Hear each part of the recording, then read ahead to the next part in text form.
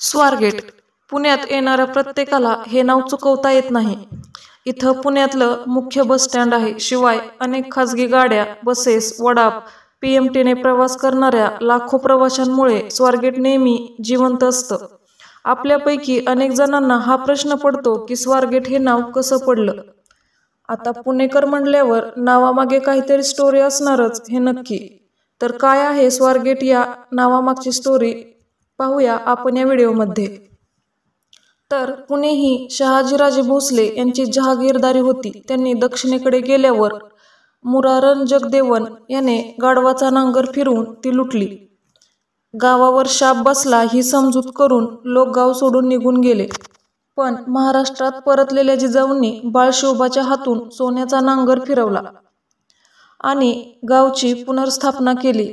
लोकांची भीती मोडून त्यांना गावात परत यायला लावलं. रयतेमध्ये विश्वास वाढावा म्हणून पुण्यात एक महाल बांधून घेतला आणि शिवबासह त्या तिथेच राहू लागल्या. हाच तो लाल महाल. लाल महालात शिवाजी महाराजांचं बालपण गेलं. पुण्याच्या आसपासच्या मावळात त्यांना आयुष्यभराचे सवंगडी भेटले.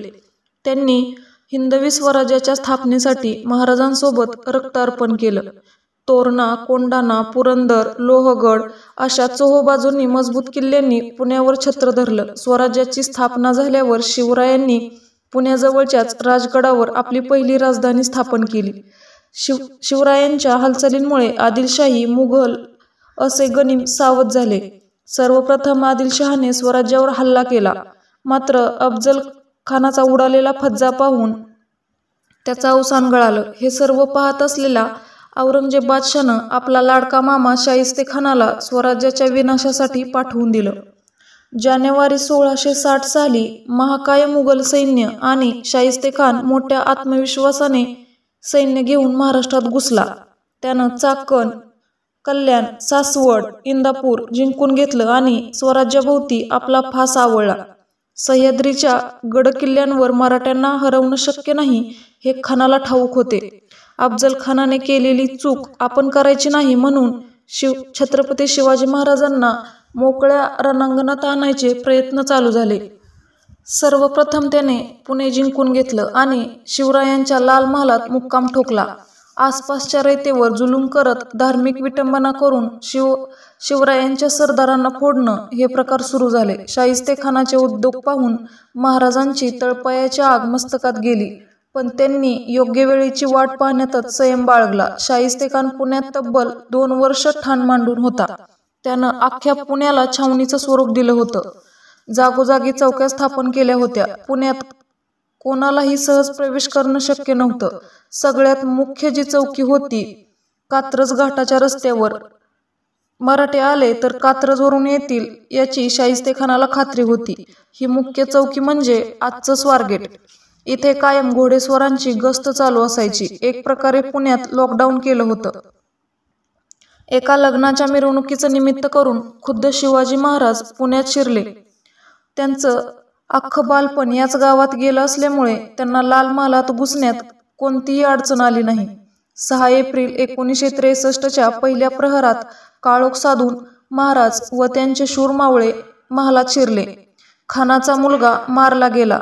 जनानखान्यात लपलेला शाहिस्तेखान जखमी झाला. मुख्य सैन्य सावध होण्याच्या आतच शिवाजी महाराज व त्यांचे मावळे सिंहगडाच्या दिशेने गेले. मुघल सैनिकांना फसवण्यासाठी कात्रजच्या घाटात बैलांच्या शिंगांना मशाली बांधल्या. काळोख्यात तो दिव्यांचा प्रकाश पाहून मुघल पहारेकरी कात्रजकडे गेले आणि महाराज सुरक्षित सिंहगडावर पोहोचले. एक वेडं धाडस यशस्वी ठरलं होतं.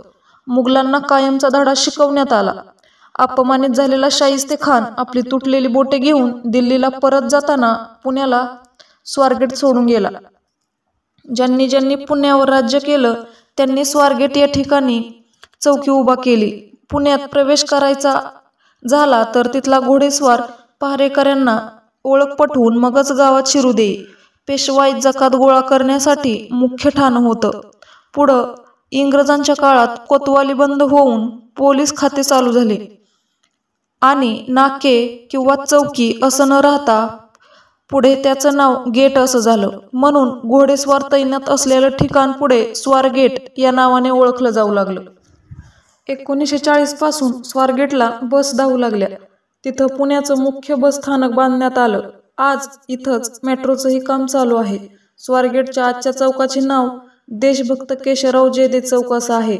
पण अजूनही हा परिसर स्वारगेट या नावानेच ओळखला जातो. आजचा व्हिडिओ कसा वाटला ते नक्की सांगा आणि अशाच नवनवीन व्हिडिओसाठी आपल्या चॅनलला सबस्क्राईब करायला विसरू नका. धन्यवाद.